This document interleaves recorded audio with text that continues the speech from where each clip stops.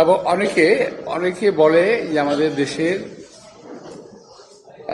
একটা শব্দ চালু আছে, এই শব্দটা বিএনপি চালু করেনি, আগে থেকে চালু ছিল। এটা হলো সংখ্যালঘু সম্প্রদায়।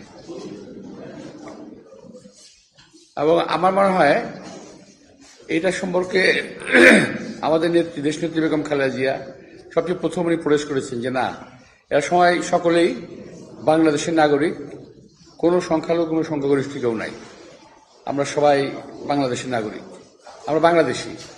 এটাই আমাদের সবচেয়ে বড় পরিচয় যে আমরা বাংলাদেশি। তারপর ধর্ম, আর আমার ধর্ম ইসলাম ধর্ম, যেখানে পরিষ্কার বলা আছে একেবারে যার যার ধর্ম তার তার কাছে, এবং আরো বলা আছে কেউ কোনো ধর্মে হস্তক্ষেপ করতে পারবে না। এটা কিন্তু আমার ইসলাম ধর্মে পরিষ্কার বলা আছে এটা। সুতরাং সেই সূত্র ধরেই আমরা বাংলাদেশে ভালো আছি, ভালো থাকি। মাঝে মাঝে কিছু কুচক্রী মহল আমাদের মধ্যে বিদ্বেষ ছড়ানোর চেষ্টা করে, আমরা সম্মিলিতভাবে সেই বিদ্বেষ এবং প্রতিহিংসা করার মনোভাবকে আমরা প্রতিহতও করি।